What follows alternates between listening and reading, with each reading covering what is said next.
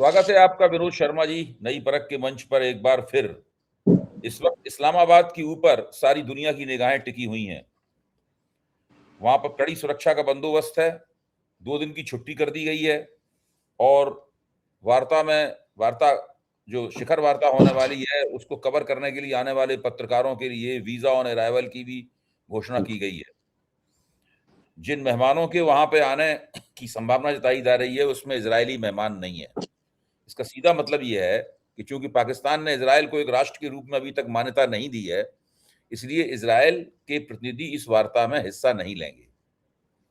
Iran के प्रतिनिधि हिस्सा लेंगे कि नहीं लेंगे, ये एक यक्ष प्रश्न है जिसका अभी तक जवाब नहीं मिल पाया है। पहले तो इस प्रकार की एक खबर आई थी अंतर ग्लोबल मीडिया में कि ईरान का प्रतिनिधिमंडल वहां पहुंच गया है, लेकिन बाद में इस खबर का खंडन हो गया क्योंकि ईरान का कहना यह है कि जब तक लेबनान के ऊपर इजराइल हमले करना बंद नहीं करेगा, जो इजराइल बड़े खूनी हमले कर रहा है जब से ये इस तरह की बातचीत का सिलसिला बातचीत चली है, तो अब उसने कहा ये बंद कीजिए तब हम करेंगे, तब हम वार्ता में भाग लेंगे। इससे अमेरिका भी सतर्क हुआ, उसके भी कान खड़े हुए। तो उसने मेरे ख्याल से इजराइल पे दबाव डाला होगा। तो इजराइल ने लेबनान हमला करने के बाद, उस सैकड़ों लोगों की हत्या करने के बाद में फिर लेबनान के सामने कुछ प्रस्ताव रखे हैं जिनके ऊपर शायद अमेरिका में उन दोनों की वार्ता होगी। ऐसा है कि डोनाल्ड ट्रंप ने स्वयं फोन किया था बीबी नेतन्याहू को, आस्क हिम टू गो लो की, आप लेबनान पे लो की हो जाएं, ये कहा उसने बीबी नेतन्याहू को, क्योंकि उसको पता चल गया कि लेबनान का मसला जो है, जिसके बारे में शहबाज शरीफ ने अपने ट्वीट में लिखा था कि it is part of the pact, जो peace pact, proposed peace pact है, तो लेबनान भी उसमें इंक्लूडेड होगा। और ईरान वालों ने भी लगातार कहा कि इसमें अगर आप लेबनान इंक्लूड नहीं करेंगे तो इस बातचीत की कोई जरूरत नहीं है, ये सफल नहीं होगी। तो उसके बाद डोनाल्ड ट्रंप ने बात की है बीबी नेतन्याहू से, और उसके बाद अपेक्षा है कि लेबनान का मसला जिसमें भी बातचीत करेगा, इजराइल लेबनान से डायरेक्टली बात करेगा, इजराइल ये कह रहा है। उस बातचीत का स्वरूप क्या बनता है अंततोगत्वा वो समय बताएगा, लेकिन लेबनान ऐसा लगता है कि स्टम्बलिंग ब्लॉक नहीं बन रहा वो मुद्दा। ये बातचीत जो प्रपोज बातचीत इस्लामाबाद में है, आज तक अभी तक की ये स्थिति है। और उनके जो डेलीगेशन है अमेरिका का, वो कल पहुंचेगा। और कुछ आज जो टीवी चैनल्स ने अमेरिका के बोला है कि ईरान के लोग शायद पहुंच गए हैं, कौन ये नहीं बताया कि कौन पहुंचे हैं। कहने का मतलब ये है कि वहां पर उनका फाइनेंस मिनिस्टर, फॉरेन मिनिस्टर आ सकता है, ईरान का फॉरेन मिनिस्टर, और उनका प्रेसिडेंट भी आ सकता है। लेकिन देखना यह है कि किस लेवल पे वो लोग अपनी डेलीगेशन भेजते हैं। लेकिन किसी भी लेवल पे भेजे, वो डेलीगेशन के पास डिवॉल्व्ड पावर्स होगी, अथॉरिटी होगी कि वो अपने मुल्क को, अपनी सरकार को रिप्रेजेंट कर रहे हैं। तो अब देखना यह है कि ये दोनों पक्ष किस तरह से इनका इंटरेक्शन होता है। और यहाँ पर हमारे मुल्क में सवाल उठ रहा है बार बार कि भाई FATF में जो बंदा, जो सरकार, जो कंट्री जो FATF में बंधुआ थी और उसको कहा जा रहा था कि आप आतंकवाद को समर्थन रोकें, वो अब पीस डील करवा रही है। ये नई बात नहीं है। देखिए अभय जी, पाकिस्तान जो non Soviet east west block alliance थी, सेंटो, उसका शुरू से मेंबर था। सेंट्रल ट्रीटी ऑर्गेनाइजेशन का पाकिस्तान 1955 ऑनवर्ड से मेंबर था और 79 तक वो मेंबर रहा, और उसने छोड़ा जब ईरान की रेवोल्यूशन हो गई। उसके बाद वो बाहर निकल गया सेंटो से, और इसमें ईरान भी पार्ट था। ये जो सेंटो ऑर्गेनाइजेशन थी, जिसको बगदाद पैक्ट भी कहते थे, उसमें ये भी पार्ट था, ईरान भी पार्ट था, और उसमें टर्की भी पार्ट थी, और उसमें यूके भी पार्ट था, उसमें टर्की पार्ट थी, ईरान पार्ट था, इराक भी पार्ट था। तो ये फैमिलियर सेटअप था जिसके वो मेंबर पहले हैं। और यही जो सेंटो थी, इसकी एक ऑर्गेनाइजेशन थी। इस सेंटो का पर्पस क्या था? To contain the influence of Soviet Union anti Soviet alliance थी वो। और सेंटो जो उसके बाद इसके अंदर जो सीटो बना वो नाटो की तरह, वो नाटो का पैरेलल था एक तरह से इस खित्ते में, कि वो ट्रीटी थी जैसे नेटो ट्रीटी है, म्यूचुअल डिफेंस पैक्ट ट्रीटी है, और उसमें भी पाकिस्तान जो है वो मेंबर था। तो ये नई कोई इनकी पार्टनरशिप नहीं है, और ये पुरानी पार्टनरशिप हमारी केयरलेसनेस से, भारत की केयरलेसनेस से और जिस तरह से हमने हैंडल किया ये वेस्ट एशिया में जो लड़ाई हो रही है उस मुद्दे को, उसके चलते पाकिस्तान को एक मौका फिर से मिल गया कि अपने रिश्ते को अमेरिका के साथ री एनर्जाइज कर ले। ये अभी तक जो री एनर्जाइज कर रहा था वो परिवार के लेवल पर उन लोगों को बिजनेस अपॉर्चुनिटी देके, ट्रम्प के परिवार के लोगों को बिजनेस अपॉर्चुनिटी देके, क्रिप्टो करेंसी ट्रेड में घुसा के, ये और मुनीर ने जो रिश्ते बनाए डोनाल्ड ट्रम्प के साथ और जो ऑपरेशन सिंदूर के टाइम हुआ, वो सब परिप्रेक्ष्य में, इसके बैकग्राउंड में वो सब है। तो मैं ये समझता हूँ कि आज के दिन पाकिस्तान जो है, हमको इस बातचीत में से क्या निष्कर्ष निकलता है वो तो इम्पोर्टेंट है ही, कि भाई उसका सीधा सीधा संबंध हमारी एनर्जी सिक्योरिटी के साथ है, जैसे कि और मुल्कों की एनर्जी सिक्योरिटी के साथ है। और हमारा 90% हमारा जो एनर्जी है वो बाहर से हम इंपोर्ट करते हैं। पाकिस्तान के पास आज के दिन कोई एनर्जी नाम की चीज नहीं है, और उसके यहाँ तो बहुत ज्यादा रिस्ट्रिक्शंस लग गई हैं, और वहां पर तेल के दाम भी लोकली बहुत बढ़ गए। तो पाकिस्तान को दो मौके हैं, एक अपनी एनर्जी सिक्योरिटी हासिल कर ले, दूसरा ये जो पाकिस्तान था जो इसकी इकोनॉमी को अफ्लोट रखता था। देखिए पाकिस्तान की है donors economy, that has to be kept afloat by donors, by their donations. वो सऊदी से मिलती थी उसको, और अमेरिका से मिलती थी। तो अमेरिका के बिहाफ पे जो उसने लड़ाइयां लड़ी हैं, देखिए आयरनी देखिए अभय जी, ये जो कंट्री थी जो अमेरिका के बिहाफ पे लड़ाइयां लड़ती थी, जो क्लाइंट स्टेट थी अमेरिका की, जिसने अमेरिका के बिहाफ पे सोवियत यूनियन के साथ लड़ाई लड़ी मुजाहिदीन बनाकर, और ताकि सोवियत यूनियन छोड़ के अफगानिस्तान चला जाए। वो हो गया। जब सोवियत यूनियन टूट गया तो उसके बाद इन्होंने 9/11 के बाद जो लड़ाई लड़ी अफगानिस्तान में अमेरिका के बिहाफ पर, तो ये तो अमेरिका के हायर्ड मिलिशियाज हैं, ये हायर्ड क्लाइंट स्टेट है अमेरिका की। तो अब ये क्लाइंट स्टेट जो है उसको ज्यादा संजीदा बना रही है उस रिश्ते को, पीस प्रोसेस में एक रोल अदा करके।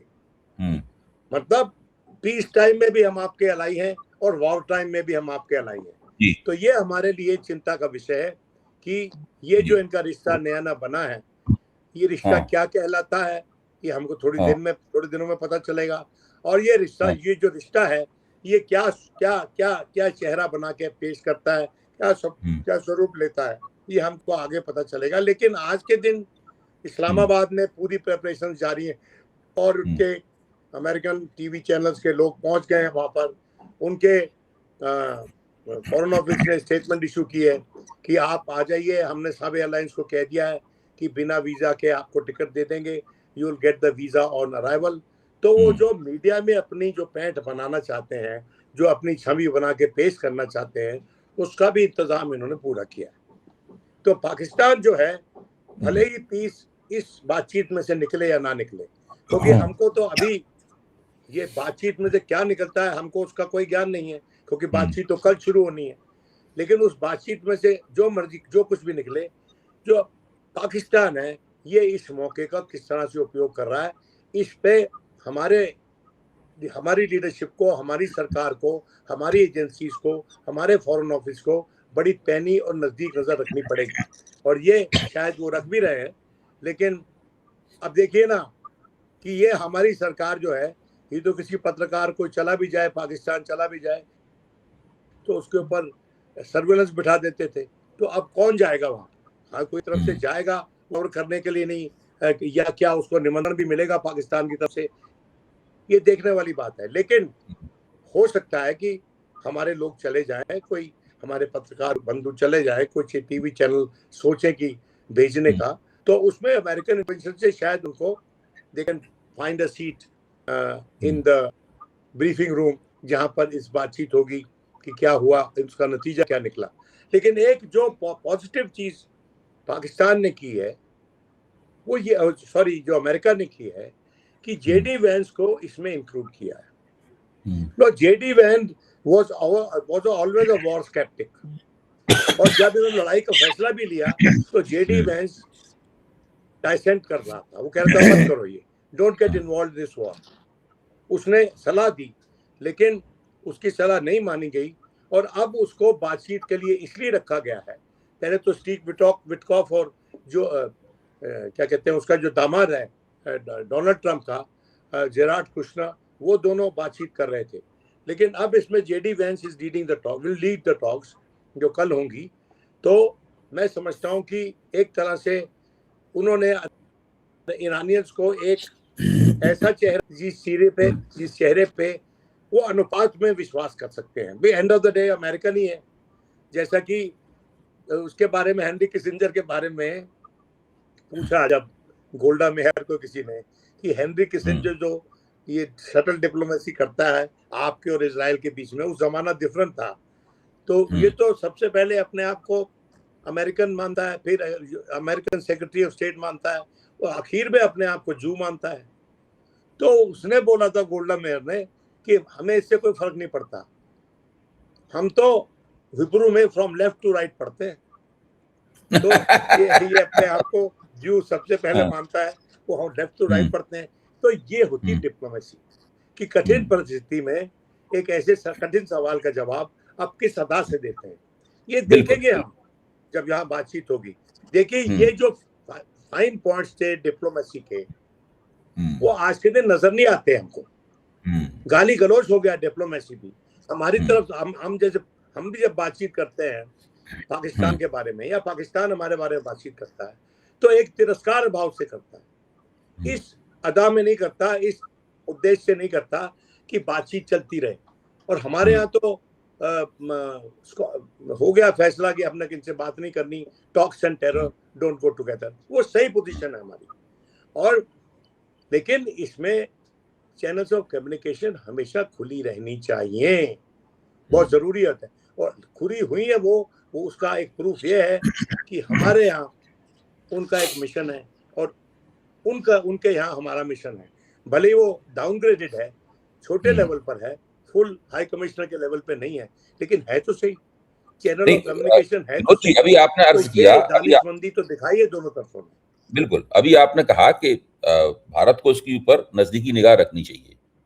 अच्छा, जो खबरें आ रही हैं उनसे लग रहा है कि भारत कुछ निगाह टिकाए हुए है पाकिस्तान के ऊपर। कुछ डिस्टर्ब हो रहा है, वाईफाई डिस्टर्ब हो रहा है। अच्छा, ठीक है। मेरा कहना है कि भारत टूट के आ रही है। अच्छा, ठीक है। मेरे यहाँ पे असल में मैं जिस जगह हूँ वहां पर वाईफाई का एक वो है। दोबारा मिलाइए। है मेरे ख्याल से अभी मैं बोलना शुरू करता हूँ, ठीक हो जाएगा। दोबारा मिला दीजिए। दोबारा मिला देता हूँ। ओके।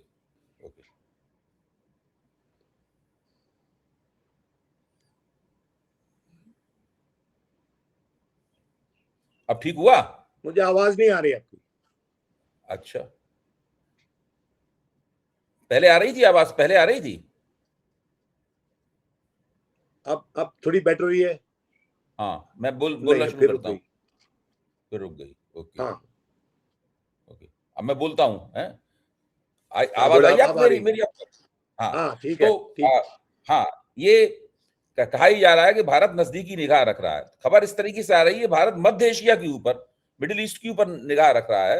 वो अफगानिस्तान, इस्लामाबाद में जो हो रहा है उसमें भारत की ऐसे कोई दिलचस्पी ना हो, इस तरह की बात की जा रही है। लेकिन हरदीप पुरी और जयशंकर, ये सब लोग जो हैं वो मिडिल ईस्ट पहुंच गए हैं और वहां पर मिडिल ईस्ट के नेताओं से मिल रहे हैं।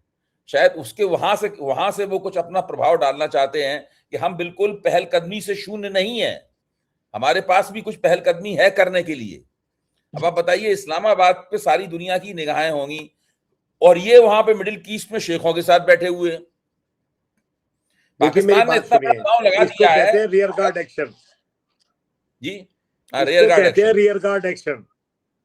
रियर गार्ड एक्शन मतलब एक खराब स्थिति को सुधारने की चेष्टा है ये। लेकिन इसमें से कोई बड़ा नतीजा निकलेगा मैं नहीं जानता हूँ, क्योंकि जो भी अब इंटरेक्शन होंगे इन लोगों के साथ इंडिविजुअली, वो they will be impacted by the final pact. जो पहली जो असली जो अमेरिका और ईरान के बीच में क्या स्थिति बन के निकलती है, उस पर सब कुछ डिपेंड करेगा। क्योंकि स्ट्रेट ऑफ हॉर्मुज जब तक खुलती नहीं है और जहां पर ऑयल का फ्लो लगातार आता नहीं है वहां से, तो उसके बिना हमारा काम नहीं बनने वाला है। और हमको दुनिया में और जगह तलाश करनी पड़ेगी जहां से हम तेल खरीद सकें या जहां से हम तेल ला सकें। लेकिन मैं समझता हूं कि पूरी दुनिया में आज के दिन जितने भी ऑयल रूट्स हैं, जो ऑयल लेन्स हैं, वहां पर दिक्कत है। और मेरा ये मानना है कि कोशिश ठीक है हमारा भारत कर रहा है, करना ही चाहिए, लेकिन देर से कर रहा है। और दुरुस्त आया कि नहीं आया, इसके तो ये तो नतीजे ही बताएंगे इस बातचीत के। तो तेल तो वैसे हमारा आ रहा है, वो हमारे टैंकर्स आने दे रहे हैं। 8 के करीब हमारे टैंकर्स उन्होंने परमिट किए कि चले जाओ, आप स्ट्रेट ऑफ हॉर्मुज से चले जाओ। लेकिन क्या हम $2 मिलियन पर टैंकर का जो टोल दे रहे हैं या नहीं दे रहे, इस पे कोई स्पष्ट बात नहीं है। हमारी सरकार जो इंडिकेट कर रही है कि हमको ऐसा कुछ टोल हमको किसी ने बोला नहीं है अभी तक, ये कोई बातचीत नहीं की हुई हमसे। लेकिन ऐसा थोड़ी होता है, वहां पर तो पैसे दे के निकलने दे रहे हैं वो। और वो तो उनके लिए उनकी जो वॉर चेस्ट है उसको इम्प्रूव करने के लिए वो कर रहे हैं। और देश को अपना रिकंस्ट्रक्ट जो करना है उन्हें, ईरान को, क्योंकि वो तो पैसे अमेरिका से भी मांग रहे हैं ना, कि उनके 10 पॉइंट प्रोग्राम में एक मेजर डिमांड है कि हमारे में जो वॉर में जो डैमेजेस हुए हैं उसकी भरपाई आप करोगे, रेपरेशंस आप दोगे। उस पर बातचीत कैसी बन के निकलती है देखने वाली बात है, जब कल बातचीत इस्लामाबाद में शुरू होगी। उसी तरह से स्ट्रेट ऑफ हॉर्मुज पे जो इंसिस्ट कर रहा है अमेरिका कि इसको खोल दो जैसा कि पहले था। तो अब देखिए, United Nations law of the seas, जो कि ये नेविगेशन का फ्रीडम देता है, उसको तो ना उन्होंने साइन किया है ना अमेरिका ने साइन किया है। Both countries have not signed it. United Nations law of the seas वो तो उन्होंने साइन नहीं किया। और अमेरिका तो छोड़ा, अमेरिका तो रिकॉग्नाइज ही नहीं करता है यूनाइटेड नेशंस को। तो इससे एक और लेसन बन के मिलता है कि यूनाइटेड नेशंस की कितनी जरूरत है। ऐसी संस्था, मल्टीलैटरल ऑर्गेनाइजेशन, जो कि मुल्कों को इकट्ठा कर सकती है पीस के मुद्दे पे, पीस मेकिंग के मुद्दे पे, पीस कीपिंग के मुद्दे पे। कोई एग्रेसिव, और अगर लड़ाई भी लड़नी है तो यूएन से, जैसे यूनाइटेड नेशन से हामी भरवा के, जैसे कि बुश ने इराक में लड़ा था, वो तरीका है। आप जो डोनाल्ड ट्रंप साहब हैं, वो तो कहते कि आपने हमारी मदद नहीं की, नेटो को गाली दे रहे हैं रोज। अरे नेटो नॉन एग्रेसिव अलायंस है, वो आपको कैसे मदद करेगी? आपने अगर कोई एग्रेसिव अलायंस पुट टुगेदर करनी है इस वॉर के लिए, तो ये तो आपको यूएन के थ्रू करवाना पड़ेगा। ये आप अपने तौर पे थोड़ी, you are not the police, you may think yourself to be the policeman of the world, लेकिन जब आप दुनिया के पुलिसमैन थे, उस वक्त आपके पास यूनाइटेड नेशंस की लेजिटिमेसी होती थी, जो कि आपने खुद फोर्सेक कर दिया आज के दिन। मेरा ये कहना है कि ऐसी संस्थाएं जहां पर अमेरिका की चलती थी, उन संस्थाओं को डोनाल्ड ट्रंप साहब ने क्षीण कर दिया है, नगण्य कर दिया है, क्योंकि वो अपनी चलाना चाहते हैं पर्सनली, अमेरिका की नहीं, अब इनकी चलनी चाहिए। जैसे बोर्ड ऑफ पीस बनाया हुआ, जिसका कोई मुस्तकबिल नहीं है, जो उन्होंने बनाया है क्या कहते हैं इजराइल में, पैलेस्टीन में, कि बोर्ड ऑफ पीस है पैलेस्टीन और इजराइल की लड़ाई को ठीक करने के लिए। उसमें कोई आगे बड़ी बात क्या? इन्होंने कहा कि बोर्ड ऑफ पीस होगा, उसको मैं चेयर करूंगा। वो तो नॉन स्टार्टर है, वो बोर्ड ऑफ पीस तो नॉन स्टार्टर है। बोर्ड ऑफ पीस तो नॉन स्टार्टर है। इन्होंने जो किया है वो नॉन स्टार्टर है। उसके बाद युद्ध शुरू कर दिया उन्होंने, युद्ध शुरू कर दिया। देखिए, Donald Trump is not a serious negotiator in my view. Iranians are very serious negotiators. वो देखिए, 2005 से लेकर जब 2015 में जो पैक्ट हुआ था, 18 महीने लगे थे उस न्यूक्लियर पैक्ट को एग्री करने में। और वो जो पैक्ट था, जो कि ओबामा के तत्वावधान में बनाया गया था, और उस जमाने में ख़ुमैनी जिंदा थे, तो वो जो पैक्ट था वो एक अच्छा पैक्ट था, और वो उसमें और कंट्रीज का भी उसमें रेटिफिकेशन था, सपोर्ट थी, P5 की सपोर्ट थी, और P5+1 वो था जर्मनी, उनकी सपोर्ट थी। तो मैं कहना चाह रहा हूं कि एक आपको इंटरनेशनल कॉन्सेंसस बनाना पड़ता है उन मुद्दों पर जिन मुद्दों का रिपल इफेक्ट, जिन मुद्दों का इम्पैक्ट, जिन मुद्दों का डाउन साइड, जिन मुद्दों से नुकसान तमाम दुनिया को हो रहा हो। आप अकेले वहां बैठ के आपने यूनिलैटरली लड़ाई शुरू की ईरान के खिलाफ, इजराइल के साथ मिलके, आपने कहा इमिनेंट थ्रेट है। अब पता ये चल रहा है कि इसलिए की कि दूसरा अटैक इसलिए किया फरवरी 28 में कि ये अभी बड़ी कमजोर स्थिति में है ईरान, इसलिए इस पे अटैक कर दो। तो how is that requirement of imminent threat borne out और मेट, जबकि बड़ी कमजोर स्थिति में है, और ये देख के आपने अटैक किया उस पर, ये सोच के कि रिजीम चेंज हो जाएगा, जनता बवाल कर देगी, खड़ी हो जाएगी, रेवोल्यूशन हो जाएगी। ऐसा तो कुछ नहीं हुआ। तो आपने अपने मन से लड़ाई शुरू की, अपने विवेक से लड़ाई शुरू की, और ये रायता आपने पूरे विश्व में फैला दिया। अब आप कह रहे हैं कि ये रायता जो है ये नेटो वाले आके समेटें, ये जितने जो मल्टीलेटरल ऑर्गेनाइजेशन से पहले वाली वो समेटें, वो क्यों समेटें? और आज तो कर स्टार्मर ने, जो कि यूके का प्राइम मिनिस्टर है, उसने कहा I am sick of their talk, Putin और इनकी बातों से मैं तंग आ चुका हूँ, पुतिन और डोनाल्ड ट्रंप की बातों से मैं तंग आ चुका हूँ, ये बोला उसने। तो ये स्थिति है कि आप किसी को इतना पुश कर रहे हैं, किसी को इतना सता रहे हैं, जो कि आगे सबसे संजीदा, सबसे पुराना अलाई है। देखिए, अमेरिका और UK, they were the best of allies in the western world, क्योंकि जो संजीदगी थी, जो इंटेलिजेंस थी, वो यूके लाता था, क्योंकि उसने दुनिया भर पे राज किया था अपने टाइम में, और उसके पुराने सोर्सेस थे, पुराने, और उसके पास वो विवेक था, वो इतिहास का अंडरस्टैंडिंग था, जिसके चलते it was a very good adviser and a very good counsel कि कैसे कठिन परिस्थिति से बाहर निकलना है, और लड़ाई अगर लड़नी है तो किस तरीके से लड़नी है। बिल्कुल ठीक। विनोद जी, एक सवाल बहुत जो महत्वपूर्ण मुझे लगता है इस पूरे मसले में, इसमें नेतन्याहू का दांव क्या है इस वक्त? नेतन्याहू के लोग सीधे सीधे वार्ता में भागीदारी नहीं करेंगे। इधर वो अमेरिका के दबाव में कुछ हिजबुल्लाह के साथ में, लेबनान के साथ में थोड़ी बहुत जो तनाव है, जो युद्ध है, उसको थोड़ा मंद करेंगे, ये बात सही है। लेकिन कुल मिलाकर अगर ईरान के साथ में एक समझदारी निकल आती है इस्लामाबाद में, तो नेतन्याहू का दांव फिर क्या रहेगा इसमें? देखिए, ऐसा है कि नेतन्याहू ने फॉर रिकॉर्ड एक बात तो कही है कि Donald Trump is leading this war and we will go by whatever decision he takes. Lebanon पे एग्रीमेंट में नहीं है वो, और अमेरिका ने भी कहा है कि Lebanon was not part of this pact जो हमारा हुआ है ईरान के साथ, जो कि शहबाज शरीफ का जो ट्वीट था उससे मेल नहीं खाता। उसने कहा था कि Lebanon would be part of it, और कंडीशनलिटी थी ईरान की कि ये जो लेबनान की लड़ाई है ये भी कवर होनी चाहिए इन टॉक्स में।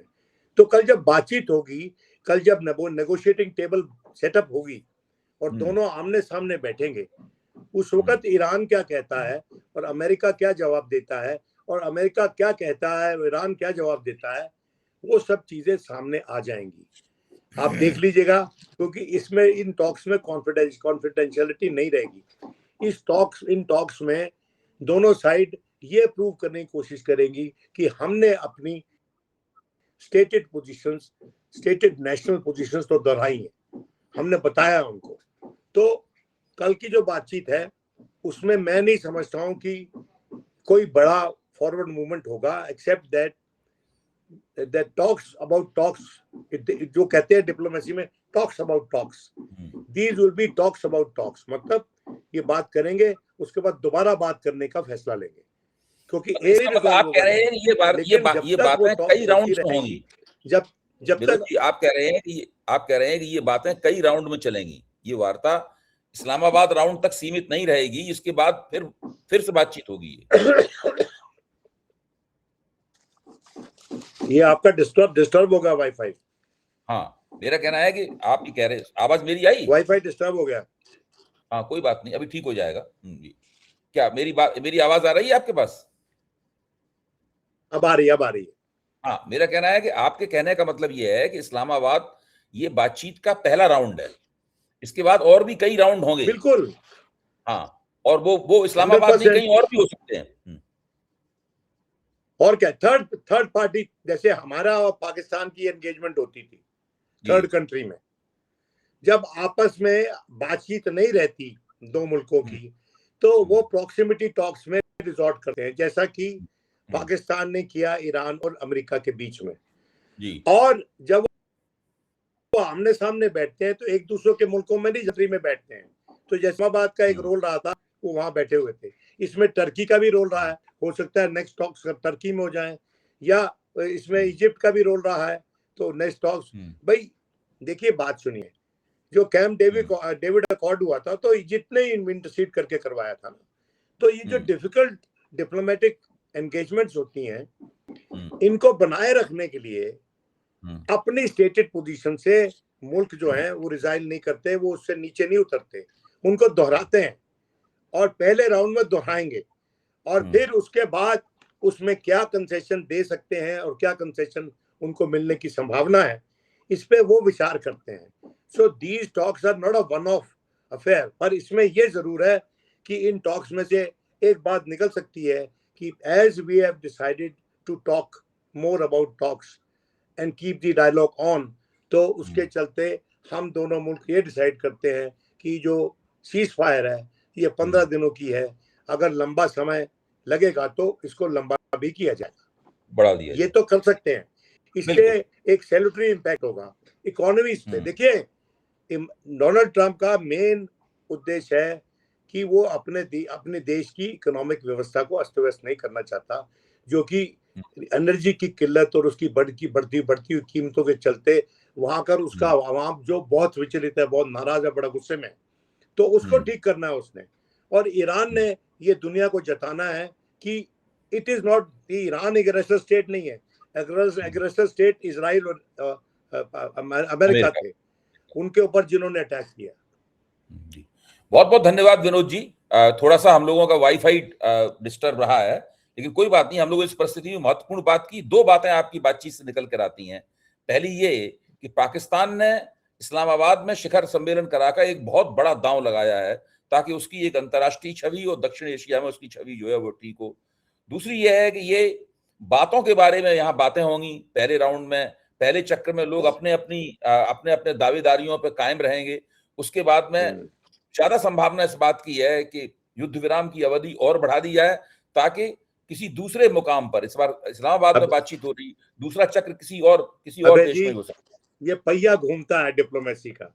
2004 में जब मनमोहन सिंह की सरकार बनी, उसी साल में जो अमेरिका ने, जॉर्ज बुश वाले अमेरिका ने और कॉलिन पावेल वाले सेक्रेटरी ऑफ स्टेट जो थे, उनके डिपार्टमेंट ऑफ स्टेट, वो जो ही वाज हेडिंग, उन्होंने पाकिस्तान को मेजर नॉन नेटो अलाई के सम्मान से अलंकृत किया। It was declared a major non-NATO ally for the services it rendered in the Afghanistan war. और जब 9/11 हुआ, उसके बाद जो लड़ाई जो पाकिस्तान लड़ा अमेरिका के बिहाफ पे और असला भेजा, देखिए रशिया के साथ, सोवियत यूनियन के साथ लड़ाई करवा के जियाउल हक अपनी स्थिति मजबूत कर ली और उसके पास पैसा और अस्त्र धनाधन आने शुरू हो गए।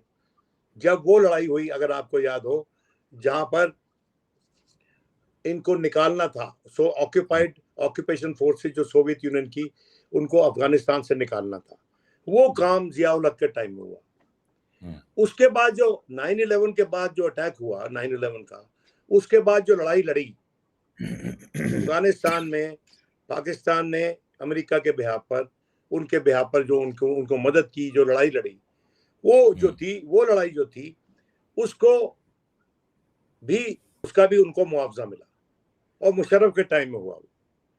तो इनका अब ये मुनीर है, देखिए जियाउल हक, मुशर्रफ, मुनीर, ये जो वहां के फौजी सेनापति हैं, उनके जो फौजी रूलर्स हैं, वो सोचते एक ही है, उनको पता है कि हम अमेरिका का बगल बच्चा बनकर ही लंबा सर्वाइवल गेम खेल सकते हैं।